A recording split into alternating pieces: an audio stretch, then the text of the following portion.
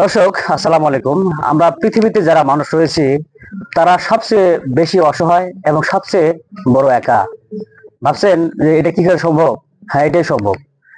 কারণ এই পৃথিবীতে আমাদের পরিবার আছে, মা বাবা ভাই বোন আত্মীয় স্বজন সবাই আছে, কিন্তু দিন শেষে দেখবেন যে আপনি মানুষ হিসেবে সবচেয়ে বড় অসহায় এবং সবচেয়ে বড় একা। সেটা কিভাবে সম্ভব জানেন? আমি একটু বলছি।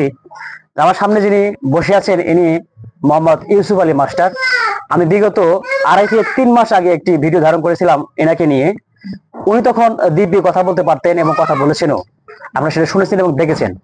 আজকে 3 মাস গত হওয়ার পরে আজকে ওনার অবস্থা আপনি দেখতে পাচ্ছেন যে উনি কিন্তু এখন ভালোভাবে কথা বলতে পারে না এবং ঠিক মতো খেতেও পারে না।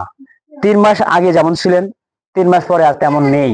এখন দেখতে পাচ্ছেন যে ওনার এই যে বামটা পাশ, এই বাম পাশ, এই বাম হাত এবং বাম পা, এটা কিন্তু 3 মাস আগে অবশ হয়ে যায়।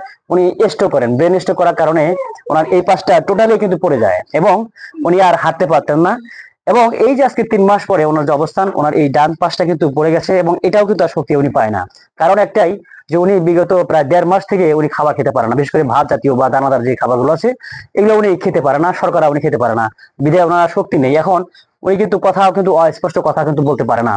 কিন্তু আমি যে বললাম যে একা কেন, দেখেন এই ব্যক্তি হাটে যেতেন, ঘাটে যেতেন, বাজারে যেতেন, সব জায়গায় যেতেন এবং চষে বেড়াতেন, চা খেতেন, মানুষের আড্ডা দিতেন, পীর মুরিদি করতেন। পীরের যে বিভিন্ন মুরিদ রয়েছেন তাদের সাথে ওনার বেশ সখ্যতা ছিলেন বা ছিল।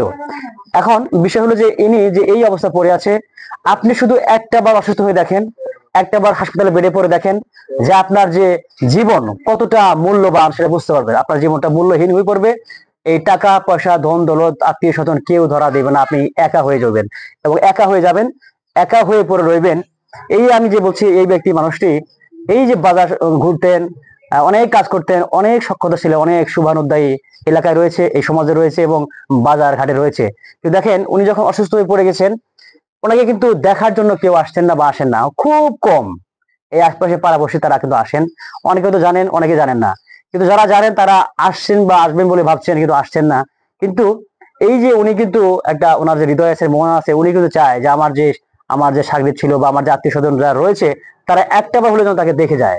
এটা তার মনে মনে কিন্তু একটা আশা জাগে। কিন্তু আমরা কিন্তু আসছি না। আমরা ভাবছি যে যাবো করে যখন এই ব্যক্তিগুলো বা যারা অসুস্থ যারা পড়ে আছেন তারা যখন ইন্তেকাল করবেন, তখন সেই ব্যক্তিগুলো হাজার কাজ বাদ রেখে এই অসুস্থ লোকগুলোকে দেখতে আসবেন। কিন্তু যখন আসবেন তখন উনি থাকবেন না, সেই অসুস্থ ব্যক্তিগুলো থাকবে না এবং ওই এরা কিন্তু থাকবে না। কিন্তু আপনি যখন আসলেন তখন উনি থাকবে না, তখন শুধু দেখবেন ওনার বডি পড়ে আছে। কিন্তু আমার যে বার্তা হচ্ছে যে এই সমস্ত অসুস্থ ব্যক্তি যারা যেখানেই আছেন তাদের দেখতে যাবেন, তাদের সাথে কথা বলবেন, তাদের সাথে মত বিনিময় করবেন, তারা কি অবস্থা আছে, তারা খেতে পারে কিনা এটা খোঁজ খবর দিবেন। এটা দেখাটাও কিন্তু সবের কাজ। আমাদের ইসলামে কিন্তু এটা আছে যে একটা অসুস্থ রোগীকে দেখতে গেলে কি পরিমাণ সওয়াব পাওয়া যায়। আর নামাজ কালাম পড়লে সওয়াব হবে কিনা বা কবুল হয়েছে কিনা আল্লাহ ছাড়া কেউ জানে না, কিন্তু এই সমস্ত রোগীকে দেখতে গেলে কিন্তু সওয়াব পাবেন, এটা কিন্তু বলাই যায়। এই যে ওনার কিন্তু স্ত্রী বা সন্তান কেউ নেই, আমরা ভাতিজা, ওনার ভাসতে হই। আমরা কিন্তু যথেষ্ট তাকে সম্মান করি এবং কেয়ার করি, তাদের খাওয়ার ব্যবস্থা করি এবং গোসল করাই। উনি কিন্তু এখন নিজে কিন্তু পোষা পাখার কথা বলতে পারে না। তো এগুলো কিন্তু উনি কাপড়ে করে এবং বেডেই করে, আমরা কিন্তু সেগুলো ধরে করি এবং অবলীলায় নির্বিঘ্নে কোনো ঘৃণা না রেখে আমরা কিন্তু সেটা করি। এবং আল্লাহ পাক আমাদের সেটা করার তৌফিক দান করুক এবং ওনার হায়াত দারাজ করুক, অসুস্থ থেকে সুস্থতা দান করুক। আর আমার যেটা বার্তা হচ্ছে যে এই সমস্ত রোগীগুলোকে দেখতে আসবেন এবং যারা টাকার কাছে জিম্মি হয়ে আছেন, ব্যবসা বাণিজ্য দুনিয়াদারি নিয়ে ব্যস্ত হয়ে আছেন, এসব কিচ্ছু না, কোনো কিচ্ছু ধরা দেবে না। শুধু একটা বার অসুস্থ হয়ে বেডে পড়ে দেখেন আপনার জীবনটা কতটা মূল্যহীন, মূল্যবান থাকবে না। আপনি 10 দিন 20 দিন অসুস্থ পড়ে থাকবেন, আপনি দেখবেন দিন দিন একা হয়ে যাবেন। আপনি চাবেন যে আমি বাইরে যাব, ঘুরবো, একজনের সাথে আলাপ করুক, কথা দিক বলুক, সময় দিক, কেউ দেবে না। এই দুনিয়ায় কেউ ধরা দিবে না। আপনি যাদের জন্য এত হই হুল্লোড় করলেন, পাড়া বেড়ালেন, খেলাধুলা করলেন, বিজনেস করলেন, টাকা কামাই করলেন, কিন্তু দিন শেষে যখন পড়ে যাবেন আর কেউ আপনার পাশে থাকবে না, পাশে রইবে না। একদিন দুদিন ভালো লাগবে, যখন ভালো আর লাগবে না তখন আর আপনাকে কেউ আর পুষবে না। অতএব আমি যে বললাম যে পৃথিবীতে মানুষ একমাত্র মানুষই অসহায় এবং মানুষই বড় একা। কারণ আপনি এসেছেন একা, যাবেন একা, কবরে থাকবেন একা। মাঝখানে যা আছে এগুলো সব অভিনয়, নাটকের মঞ্চ, নাট্য অভিনয় মাত্র, তাছাড়া আর কিচ্ছু না। দর্শক, আমার চাচার জন্য দোয়া করবেন, জনাব ইসরাইল মাস্টারের জন্য দোয়া করবেন, এবং পৃথিবীর সমস্ত অসুস্থ মানুষের জন্য দোয়া করবেন, এবং যারা জীবিত আছে তারা যেন সুস্থ থাকা অবস্থায় এই মানুষের মৃত্যুবরণ করতে পারে, এবং তার জন্য দোয়া রাখবেন। আমি বিদায় নিচ্ছি, আশরাফুল ইসলাম, ক্যামেরা ছিলেন ফরিদুল ইসলাম।